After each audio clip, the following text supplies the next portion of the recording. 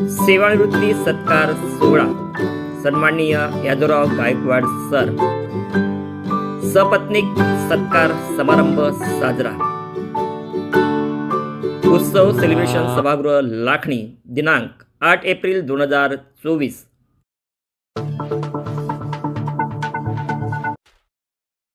नमस्कार. US Dastak YouTube चॅनलमध्ये मी उमेश सिंगंजुडे आपलं मनापासून स्वागत करीत आहे. पिंपळाच्या रूपाप्रमाणे खडकावर उगवता आलं पाहिजे. निर्भीडपणे निर्धाराच्या वाटेवर चालता आलं पाहिजे.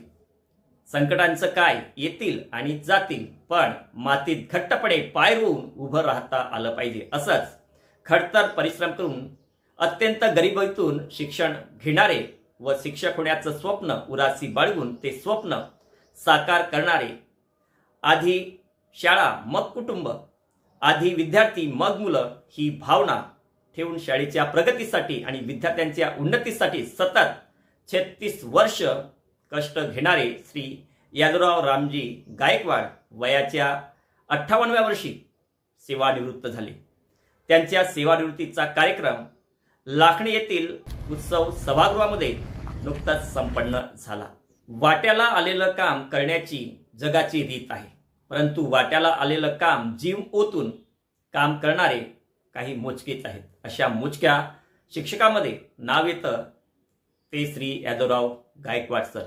एक प्रामाणिक, वेळेचं महत्त्व जाणणारा, कर्तव्यनिष्ठ, शब्दाला मान देणारा, शब्दाला जागणारा, माणुसकीची संगत घेणारा, माणुसकीची संगत जोडणारा असा ध्येयवेडा शिक्षक सेवानिवृत्त झाला. त्यांच्या सेवानिवृत्तीचा सत्कार सोहळा त्यांच्या मित्रपरिवार आणि कुटुंबाने आयोजित केला. या सत्कार सोहळ्याच्या कार्यक्रमाच्या अध्यक्षस्थानी सेवानिवृत्त प्राचार्य श्री अविनाश पाठक, तर प्रमुख अतिथी म्हणून शिक्षण विस्तार अधिकारी पुंडलिकजी राघोरते, मुख्याध्यापक अंगेश बेलपांडे, प्राचार्य प्रदीप गायधणे, तसेच तेजरामजी गायकवाड, धनंजयजी ब्रनवार व उच्च श्रेणी मुख्याध्यापक श्री डहाकेसर. त्याचप्रमाणे सत्कारमूर्ती श्री यादवराव गायकवाड, त्यांच्या धर्मपत्नी सौ रेखा गायकवाड आणि त्यांची आई जाईबाई रामजी गायकवाड विचारपीठावर उपस्थित होते. असं म्हणतात, जो 1 वर्षाचा विचार करतो तो धान्य पेरतो, 10 वर्षाचा जो विचार करतो तो झाडे लावतो आणि आयुष्याचा विचार करतो तो माणसं जोडतो. असेच माणसं जोडण्याचे काम श्री सेवानिवृत्त यादवराव गायकवाड सर यांनी केलं आणि म्हणूनच त्यांच्या या सेवानिवृत्तीच्या सेवापूर्तीच्या कार्यक्रमाला त्यांचे आप्तेष्ट, मित्रपरिवार, विविध संघटनांचे पदाधिकारी मोठ्या संख्येनं या सत्कार सोहळ्याला उपस्थित होते.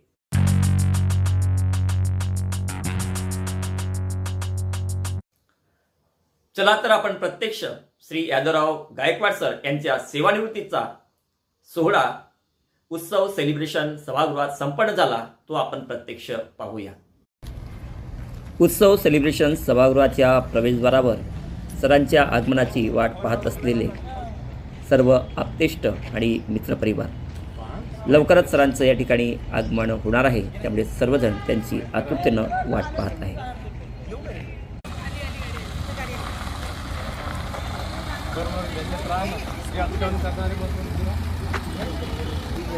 सरांचं आगमन झालेलं आहे.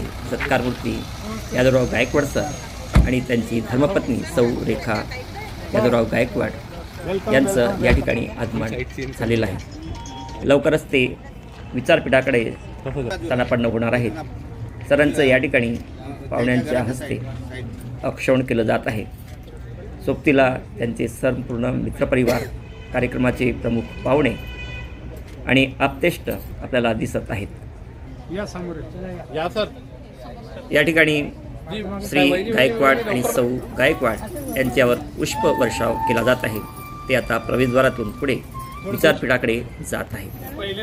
त्यांच्या सोबतीला त्यांचा मुलगा दीपक आणि निशा देखील आहेत. संपूर्ण कुटुंब आता विचारपीठाकडे जाताना आपल्याला दिसत आहे.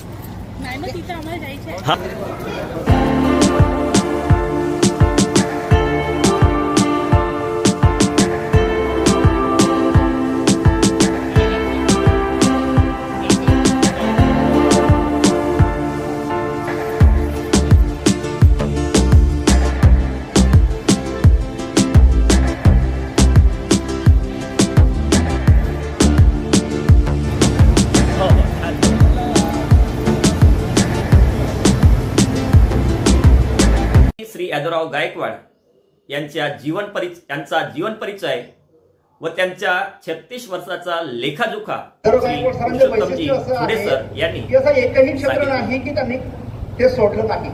प्रत्येक क्षेत्रामध्ये त्यांचं काम अलौकिक आहे. शैक्षणिक क्षेत्र असेल तिथेही त्यांचं फार काम आहे. सामाजिक क्षेत्रामध्येही ते हिरिरीने भाग घेतात आणि संघटनात्मक जे कार्य आहे त्यामध्येही सरांचा हातखंडा आहे. मी सरांचा थोडक्यात परिचय करून देतोय. सरांचं पूर्ण नाव आहे यादवराव रामजी गायकवाड. आईचं नाव आहे जाईबाई. बाजूला ज्या सुविद्य पत्नी आहेत त्यांचं नाव आहे रेखाताई आणि एक मुलगा दीपक आणि मुलगी निशा.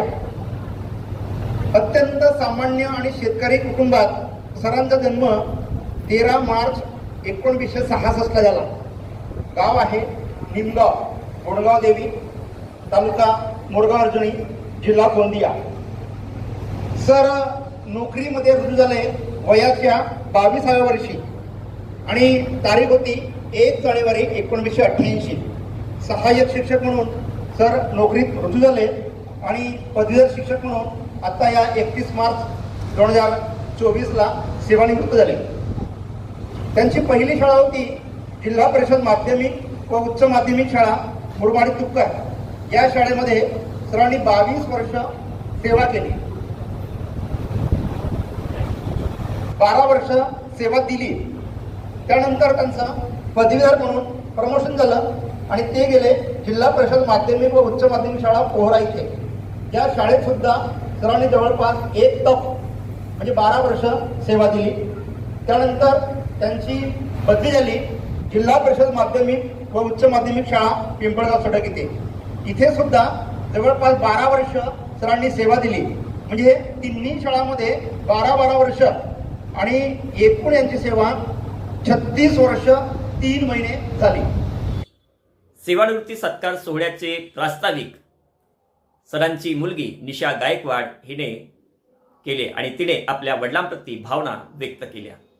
ती पुढे म्हणाली, घरात बसून 4 चौकात बोलणे आणि मंचावर येऊन इथे उभे राहून बोलणे यात फार कठीण काम आहे. परंतु हा कार्यक्रम आमच्या परिवाराने आयोजित केला असल्यामुळे या कार्यक्रमाची प्रास्ताविक परिवारातील सदस्यांनी करावी अशी आग्रहाची विनंती होती. आणि तर पप्पा नेहमी शाळेसाठी धावपळ करायचे. आम्ही तर त्यांना नेहमी म्हणायचो जेव्हा ते पिंपळगावला असायचे की आम्ही म्हणजे स्पेशली मी तर त्यांना नेहमीच म्हणायची की तुम्ही नसते तर शाळेचं कसं झालं असतं. तर मी स्वतः बघितली आहे त्यांना की त्यांनी शाळेसाठी किती धावपळ केली. आणि आता ते सेवानिवृत्त झाले तेव्हा पण आम्हाला असं विचारायचं घरी की पप्पाचं कसं होणार, त्यांचं मन तर शाळेतच आहे का असं. तर ह्या पद्धतीने तिथून 31 मार्च 2024ला ते सेवानिवृत्त झाले. आणि माझ्या बाबांचा नोकरीचा काळ मी, माझी आजी, माझी आई, माझा भाऊ आम्ही सर्वांनी अनुभवला. परिवारातील सगळ्यांनी सुद्धा अनुभवला, मी पण अनुभवला. अगदी साध्या पद्धतीने ते आपले जीवन जगत आहे. त्यांची कुणाशी वैरत्व नाही आणि कधीही त्यांनी सेवा काळात चुकीच्या पद्धतीने पैसा कमवला पाहिजे असा देखील प्रयत्न केला नाही. मी तर आपल्या मित्रमैत्रिणींशी बोलताना, आपल्या बाबांबद्दल बोलताना नेहमी असंच म्हणायची. आताही म्हणते की तुम्ही माझ्या बाबांना बघाल तर तुम्हाला वाटणारच नाही की ते शिक्षक आहेत का. आणि नोकरीच्या व्यतिरिक्त त्यांच्या पगारातून त्यांना जेवढं काही मिळालं, जसं मिळालं त्याच्या भरोशावर माझे आणि माझ्या भावाचे, आमच्या दोघांचे संपूर्ण शिक्षण झाले. आणि बाबांचा सगळा परिवार या सगळ्यांचं झालं. हे सगळं सावरत आम्ही इथपर्यंत पोहोचलो. अतिशय कष्टाने त्यांनी ते मिळवले, जे काही कमवले. आणि आम्ही जे आज शिक्षण घेत आहोत आमच्या शिक्षकात त्यांनी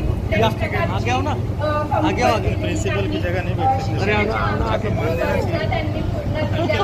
आम्ही अनेक चढ-उतार पाहिले, परंतु आमच्या शिक्षणाच्या प्रवासात एवढं निश्चित सांगतो की त्यांनी आम्हाला कधीही कमी पडू दिले नाही कोणत्याच गोष्टीची. त्या सर्व प्रवासात खरं म्हणजे त्यांनी आपल्या शरीर प्रकृतीकडे सुद्धा दुर्लक्ष केलं.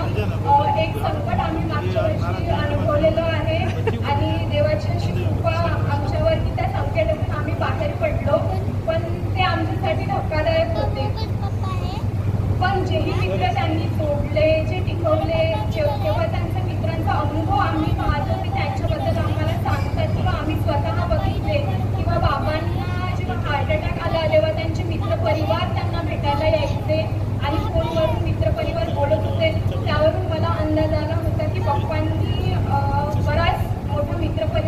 केलेला आहे.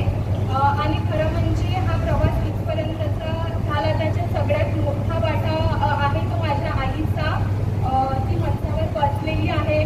पप्पांना किती वाजता शाळेत जायचं आहे, पप्पांचं जेवण झालं की नाही, पप्पांची बॉटल भरले की नाही, ह्या सगळ्या छोट्या छोट्या गोष्टींची काळजी तिने घेतली. त्यामुळे पप्पाची जी सेवेचा काळ आहे तो अगदी सुखदपणे चालला.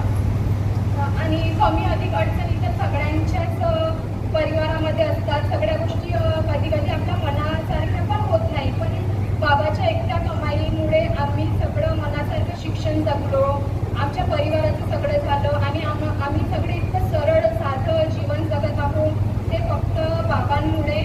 आणि आम्ही आमच्या दोघ्या बहीण भावावरती आईचे आणि बाबाचे इतके मोठे मातृऋण आणि पितृऋण नेहमी राहील. आयुष्यात आम्ही आमच्या आईबाबांचे हे ऋण फेडण्याचा प्रयत्न आम्ही निश्चित करू.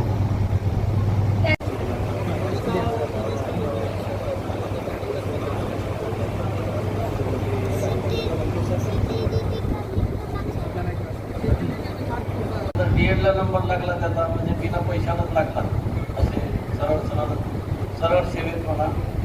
आणि सरळ सेवेमध्ये ते नोकरीवर लागले. अकॉर्डिंग टू मेरिट लिस्ट याप्रमाणे त्या नोकरीवर लागले आणि सुरुवातीपासून हुशार होते. पूर्ण कुटुंबाची जबाबदारी त्यांच्यावरच होती. त्यांचे वडील, त्याच्यानंतर त्यांचा एक भाऊ होता आणि बहिणी होत्या दोन. या सगळ्यांचं कुटुंबाचं लग्न सगळं त्यानेच केलं आणि एकत्र कुटुंब होती तरी त्यांनी सगळं करू नये. सगळ्या आपल्या घरादारात सगळ्या कुटुंबाचं पालन पोषण करू नये. आपल्या मुलांचं त्यांनी शिक्षण दिलं आहे आणि स्वभाव शांतपणे कधी चिडताना कधी रागावताना मी पण नाही पाहिलं त्यांना. अगदी शांत. कोणी काही म्हटलं तरी चूप लावून जायचे, पण जास्त बोलत नव्हते, कमीच बोलत होते. आता इकडं आल्यानंतर समजा त्या लागणीच्या भागात तेवढा संपर्क कमी झाला कारण आम्ही तिकडे आपल्या नोकरीत होतो इकडे होतो. एखादा विरोध करायचा आहे तर सरळ जाऊन विरोध करायचा.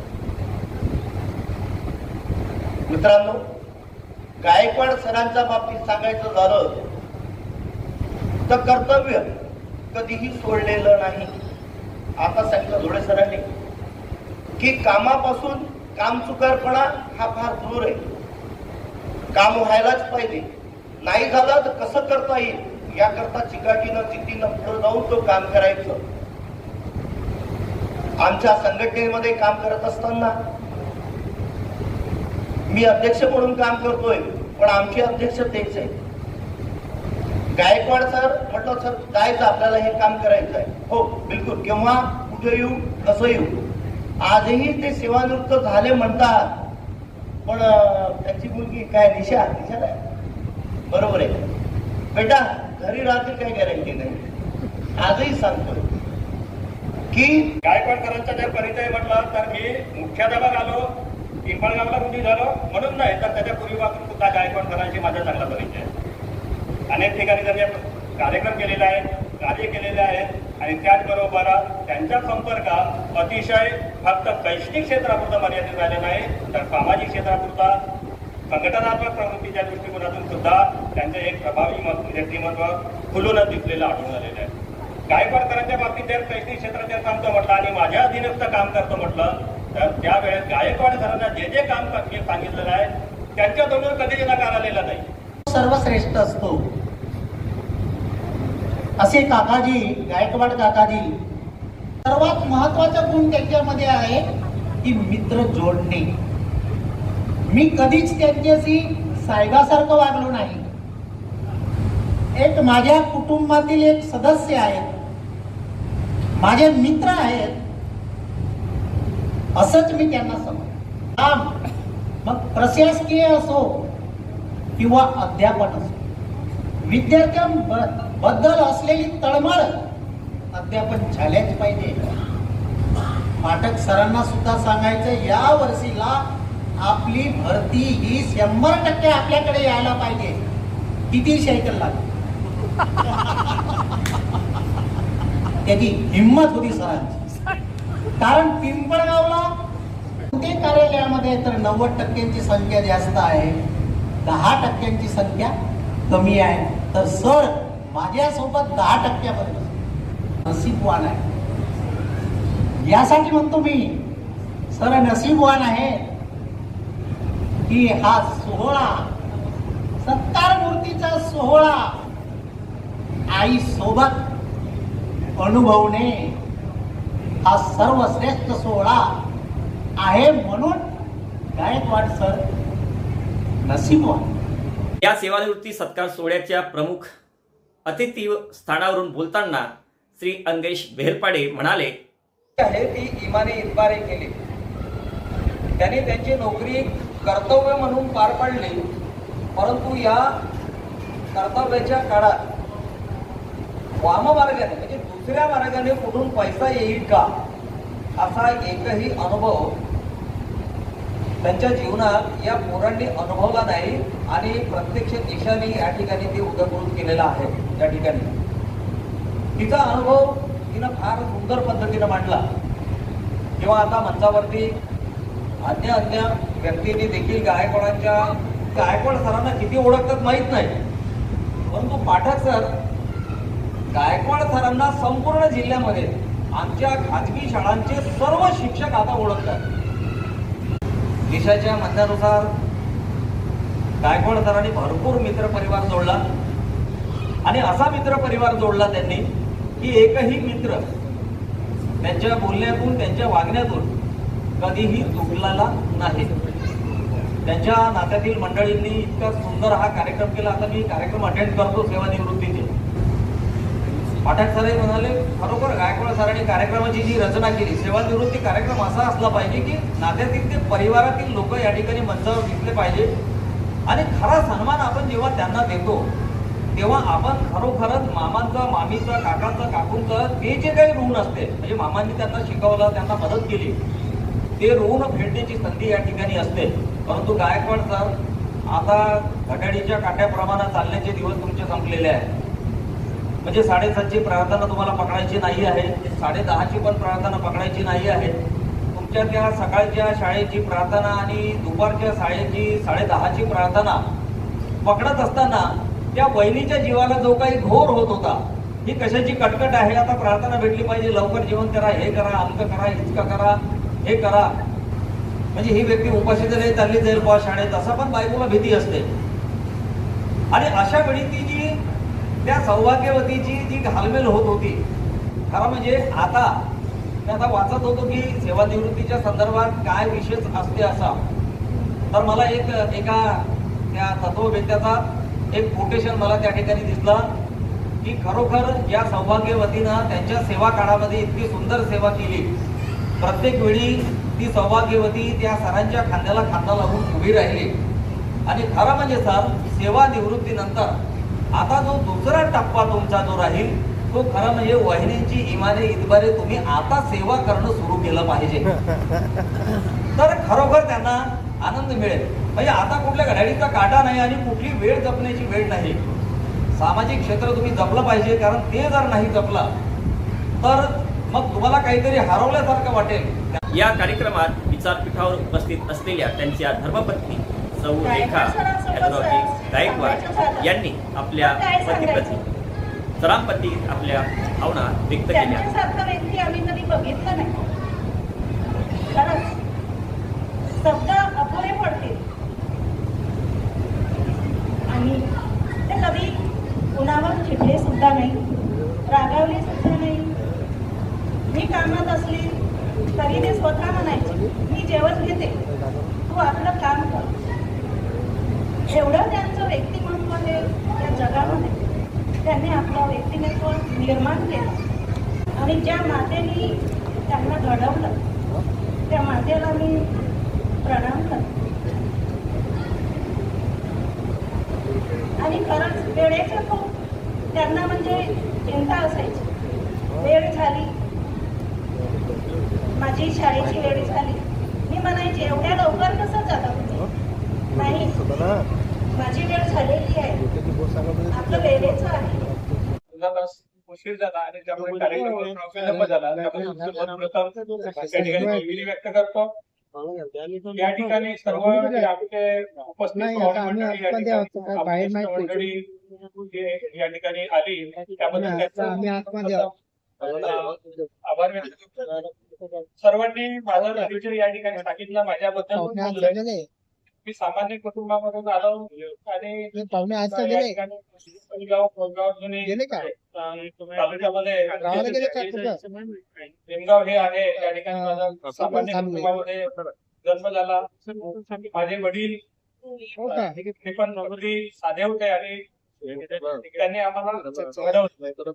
विशेषतः या ठिकाणी आम्हाला आमच्या मामांनी खूप मदत केली आणि आम्हाला चांगले संस्कार केले आणि त्यांच्या सानिध्यामध्ये आम्ही पुढे आलो, मोठे झालो आणि त्यांच्या संस्काराप्रमाणे आम्ही वागलो.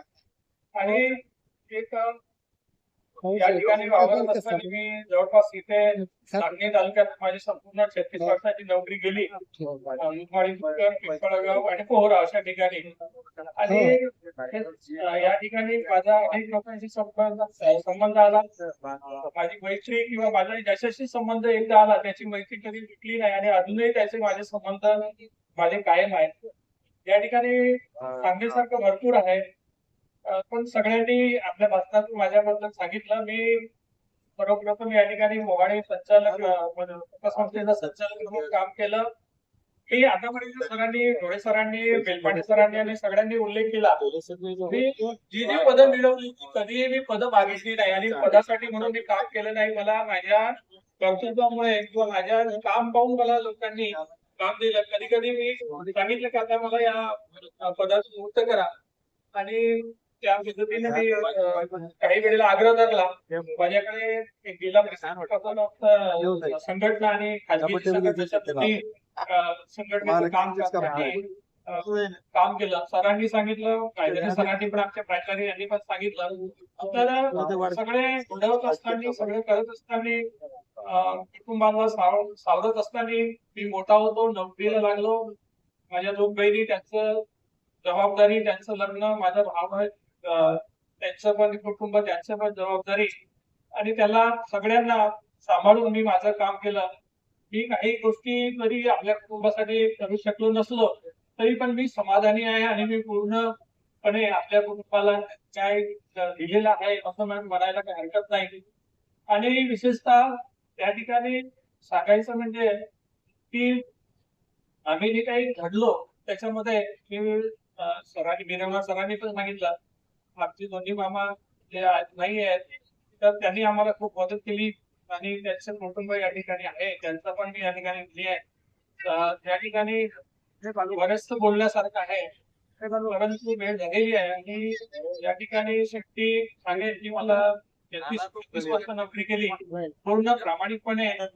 मधल्या शेवटच्या काही 2-4 महिन्यामध्ये माझी प्रकृती पण बिघडली होती आणि त्यामध्ये मी सुट्टी घेतली. परंतु सुट्टी घेतल्यानंतरही मी माझं काम करून विद्यार्थ्यांना, माझ्याकडे 10वीचे 3 विषय होते आणि त्या 3 विषयामध्ये त्या मुलांना व्हॉट्सअप माझ्याकडे ग्रुप होता आणि त्या माध्यमातून मी 15 दिवसात बरं झाल्यानंतर घरी जरी असलो तर प्रत्येक विद्यार्थ्यांना सूचना देऊन मी काही माझे जे गृहपाठ आहे त्यांना करायला लागलो आणि त्यांना वेळोवेळी मार्गदर्शन करण्याचं शेवटच्या क्षणापर्यंत मी माझं शैक्षणिक कार्य पार पाडलं.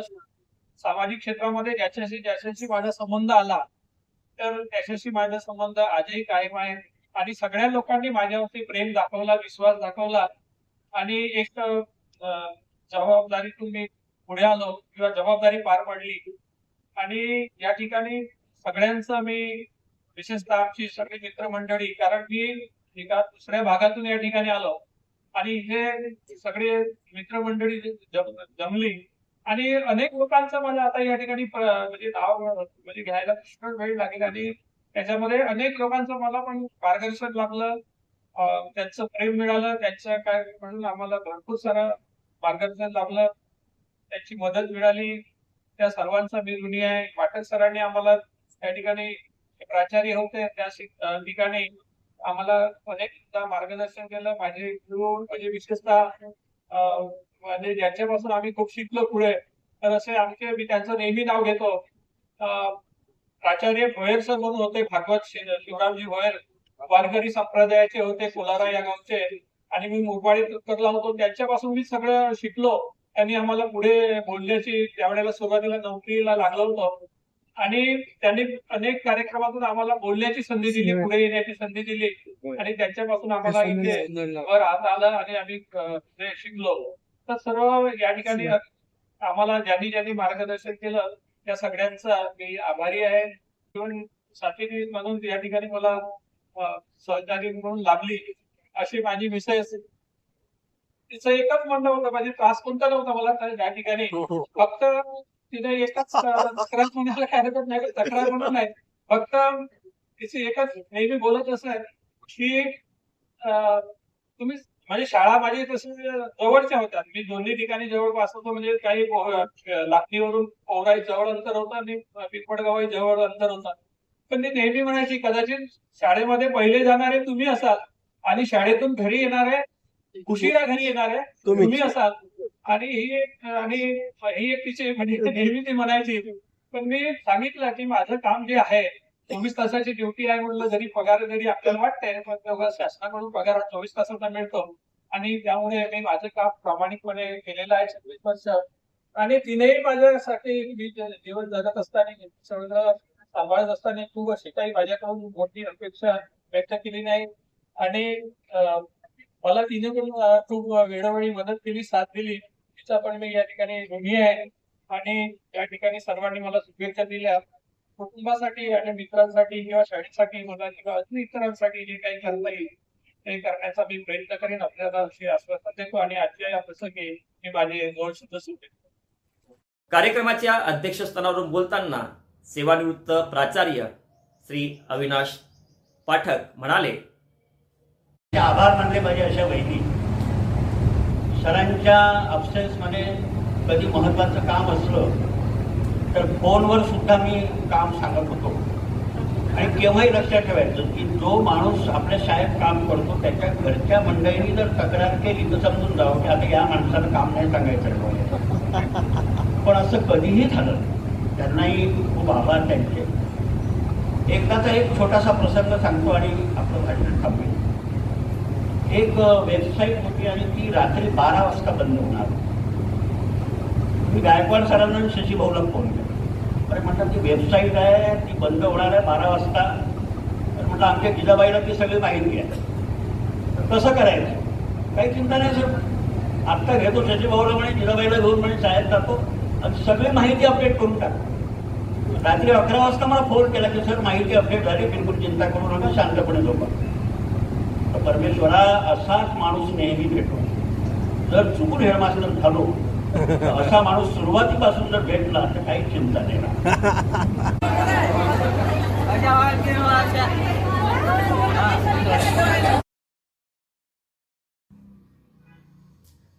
सन्माननीय यादवराव गायकवाड सर यांनी शिक्षण क्षेत्रामध्ये जे महत्त्वपूर्ण कार्य केलं ते कार्य येणाऱ्या पिढीसाठी आणि येणाऱ्या शिक्षकांसाठी निश्चितच मार्गदर्शक होणार आहे. सरांनी केवळ शिक्षण क्षेत्रामध्येच महत्त्वपूर्ण योगदान दिलं नाही तर सामाजिक क्षेत्रामध्ये सुद्धा सरांचं योगदान महत्त्वपूर्ण आहे. साध माणुसकी समूहाच्या माध्यमातून गोरगरिबांना भाऊबीज भेटनिमित्त अनेक उपक्रम त्यांनी राबवलेले आहेत. त्याचबरोबर ओबीसी समाजाला त्यांचे संविधानिक हक्क आणि अधिकार मिळावे, ओबीसींना त्यांच्या संविधानिक हक्काची जाणीव व्हावी यासाठी गावागावामध्ये जाऊन खेड्यापाड्यात जाऊन ओबीसी समाजाला प्रबोधन करण्याचं कार्य त्यांनी केलेलं आहे. सरांची पहिली इनिंग संपली असली तरी दुसरी इनिंग सुरू होणार आहे. त्यांनी समाजासाठी काम करणं अपेक्षित आहे आणि निश्चितच ते समाज बांधवांसाठी पुढेही कार्य करीत राहतील यात अजिबात शंका नाही. म्हणून सुरेश भटांच्या ओळी मला म्हणाव्याशा वाटतात. विजलो आज जरी मी हा माझा अंत नाही, पेटेन उद्या नव्याने हे सामर्थ्य नाशवंत नाही. छाटले जरी पंख माझे पुन्हा उडेन मी, अडवू शकेल मजला अजूनही अशी भिंत नाही, अजूनही अशी भिंत नाही. सन्माननीय सेवानिवृत्त यादवराव रामजी गायकवाड सर यांना AVS दस्ताकडून सेवानिवृत्तीच्या हार्दिक शुभेच्छा.